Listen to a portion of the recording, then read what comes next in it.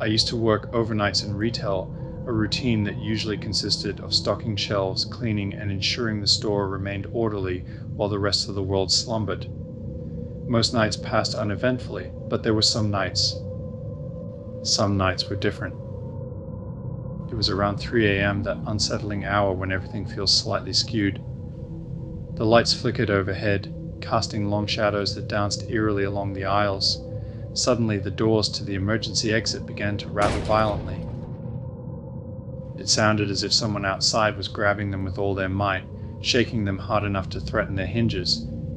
The sound reverberated through the empty store, louder than anything I had ever encountered in that place. My coworker and I stood frozen, wide-eyed, exchanging nervous glances. The store was locked up tight, and the parking lot lay empty, drenched in moonlight. We were the only two souls in the building, or so we thought. Panic coursed through us, and without another word, we bolted to find our supervisor. We found him in the break room, half awake and startled by our frantic arrival. We explained what had just happened, and he immediately called security.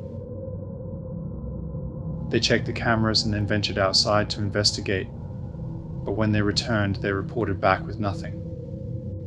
No signs of forced entry, no lingering presence, just silence. It was as if whatever had rattled the door vanished the moment we turned our backs. A few nights later, while I was alone in one of the back aisles, the weight of unease settled over me. I was restocking shelves, the sound of the items clattering against each other filling the void. Suddenly I felt it. A tap on my shoulder, sharp and clear as day. I spun around, expecting to see my coworker grinning at me. But there was no one. I was completely alone. The emptiness of the aisle stretched out behind me, an abyss of silence. I don't know what I expected to find in that moment, but the realization that I wasn't truly alone was unnerving. The fear wrapped around me, tightening its grip, and I never felt safe again during those overnight shifts. To this day, I have no idea what happened during those nights, but whatever it was, it still haunts me. Some things are better left unexplained. I spent my nights working at a data center, a sprawling warehouse-sized building filled with humming servers and flickering lights. Most nights I was the only person inside, left alone with the low whir of machinery and the faint buzz of fluorescent bulbs. The lights were motion sensors, programmed to flick on as I passed, which I despised. Every time I stepped into a room, the lights would flash on, illuminating the stark, sterile environment as if the darkness itself was waiting for me to leave. I often imagined that one day the lights would flicker on, and I would see something lurking in the shadows. Something sinister. But I never expected the true horror that awaited me. One night, I was walking down a long corridor, the familiar path stretching endlessly before me. As always, the lights illuminated my way, each step triggering the senses. But halfway down, something shifted. I noticed the lights behind me were turning off, one by one. My heart raced, each flickering bulb plunging me deeper into a growing sense of dread. I knew I was alone. There was no one else in the building, but that knowledge did nothing to quell the terror creeping up my spine. My instincts screamed at me to hurry, to escape whatever unseen presence was lurking in the darkness behind me. I quickened my pace, desperate to reach the end of the corridor before the last light went out. But the darkness seemed to close in around me, almost alive, as if it were feeding on my fear. I felt a primal urge to run. I sprinted, heart pounding, my breath quickening, but the lights continued to turn off, flickering out with an almost mocking rhythm. I reached the end of the corridor just as the final light extinguished, and suddenly I was engulfed in complete, suffocating darkness. It was the kind of darkness that makes you feel like you're being watched, that wraps around you like a shroud. I froze, the silence oppressive, and my mind raced with confusion. What had just happened? To this day, I have no explanation. That experience remains one of the most terrifying moments of my life. an encounter with an unknown fear that lingers in the shadows.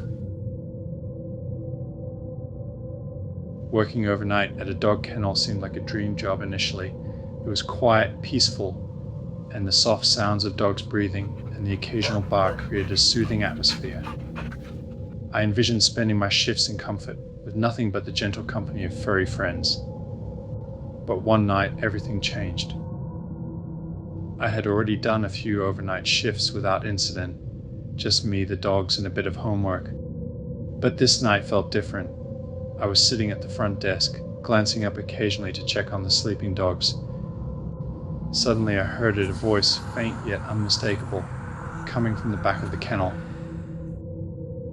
At first I thought it was the manager, or perhaps someone had returned to grab something they'd forgotten.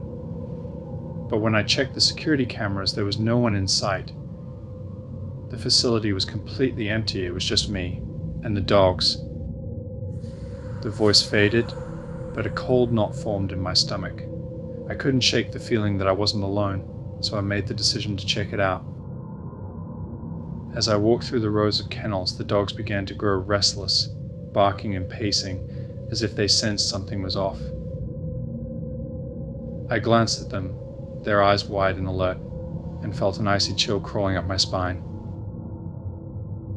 Then I heard it.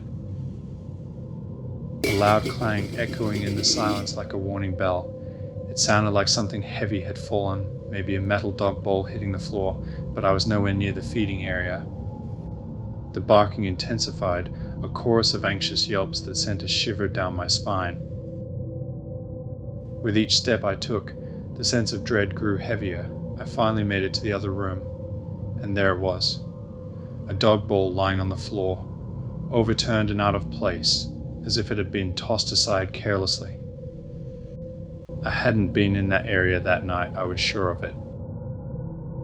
I could feel the dogs' agitation rising, their barks echoing through the facility, and I knew I had to get back to the front desk. I quickly grabbed the bowl and set it back where it belonged, my heart racing as I returned to my station. For the remainder of my shift, I kept my eyes glued to the security cameras, hoping for some sign of normalcy, but nothing happened. Except for the voice.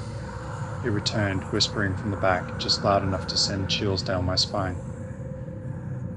By morning, I made my decision. I couldn't spend another night alone in that kennel with whatever presence lurked in the shadows. I quit the next day, haunted by the memories of that night, the unsettling whispers echoing in my mind.